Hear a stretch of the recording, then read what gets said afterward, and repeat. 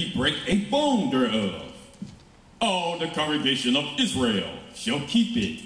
All of the congregation. So you don't do like some of our brothers in New York and Chicago and just go to the Jewish kosher store and buy a lamb roast, a back portion of a lamb or lamb chops, and say you got a Passover.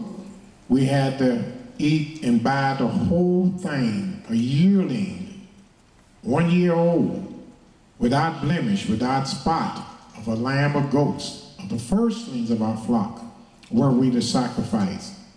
And then we had to have it cooked and prepared by not breaking a bone, cooking it whole with all the entrance thereof, and we were to eat it in haste and eat it by night, and nothing was to remain for any circumstances until the next day.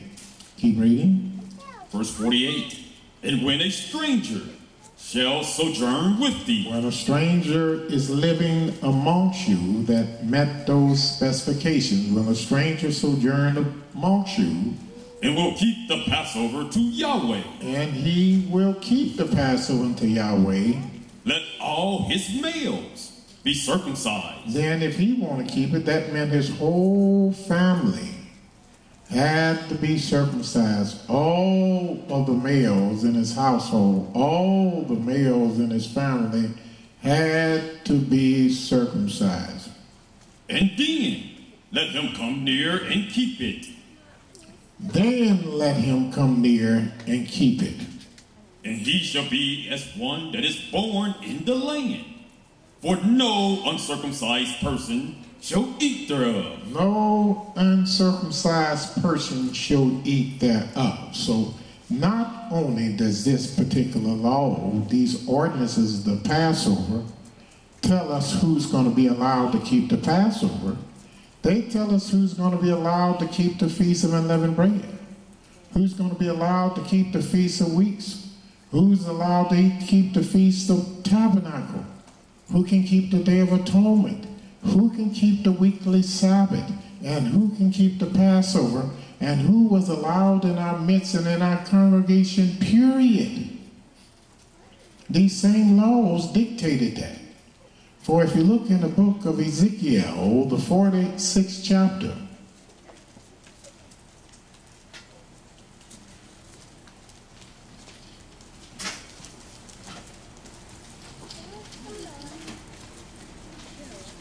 Ezekiel, the 44th chapter.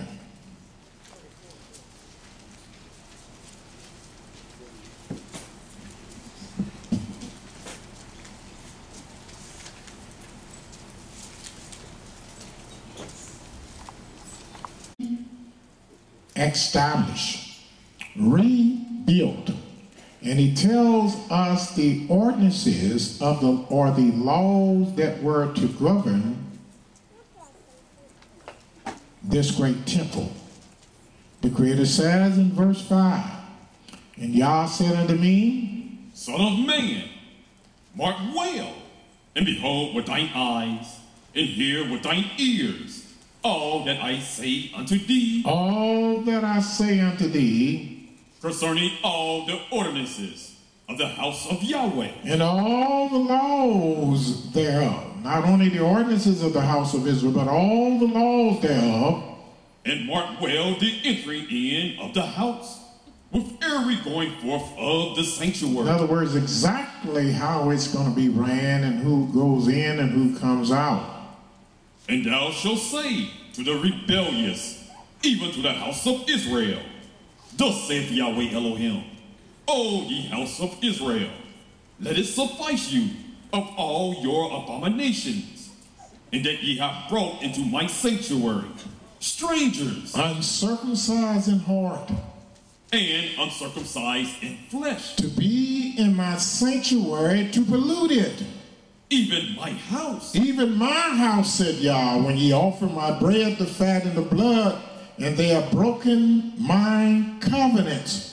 Because of all your abominations. Yes, we had people then and now saying, well, I'm going to bring my little girlfriend, I'm going to bring my stranger with me because the law said the Passover. It didn't say nothing about the Sabbath day. It said nothing about no other feast days. Here Yah established the words of his servant by letting you know that this governs everything. All your Sabbaths, all your feast days, and all that is to come in your house and in your temple, period. All circumcision is a must. They're not even allowed to keep the laws with us, the Sabbath with us, if they are not circumcised. And ye have not kept the charge of my holy And days. Yah said, you have not kept the charge of my holy days. But ye have set keepers of my charge in my sanctuary for yourselves. Thus said Yah Elohim, no stranger uncircumcised in heart, nor uncircumcised in flesh, shall enter into my sanctuary, or any stranger that is amongst the children of Israel. Here Yah makes it plain and even goes more. Not only does a stranger, not only is he not allowed if he's not uncircumcised in flesh, but to be in your midst, that stranger has to be uncircumcised in heart, even to be in my sanctuary. Because if not, he would pollute it, as we did in the days of old. All of our people knew that we never allowed strangers in Yah's house except the strangers that sojourned amongst us. And to sojourn amongst us, they had to be bought with our money or born in our house. They had to be our possession in order to be in the midst of our people, period. So Yah is re-establishing this fact and this law that they are not allowed in his sanctuary for any reason. Even though many of our people then and now ignored the voice of the teachers, the prophets, and brought strangers uncircumcised in Yahweh's sanctuary. Yah speaks about how indignant it was to him. If we go to the book of Lamentations and back of Jeremiah, right in front of Ezekiel, we go to Lamentation, I believe, the 2nd chapter. And Yah says,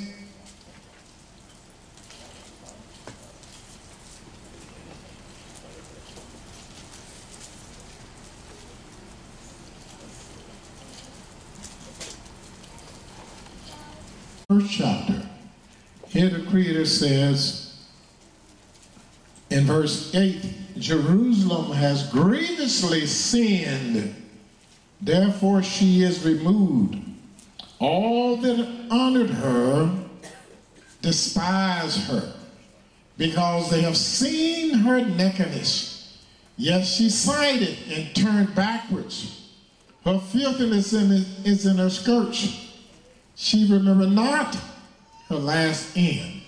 Therefore she came down wonderfully. She had no comforter. Yahweh, behold my affliction, for the enemy has magnified himself. The adversary has spread out his hands upon all her pleasant things.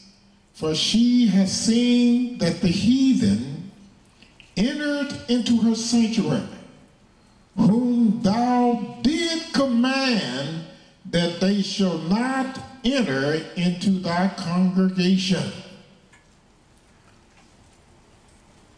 Nevertheless, our people are still bringing the heathens in the midst of our people today, as I speak.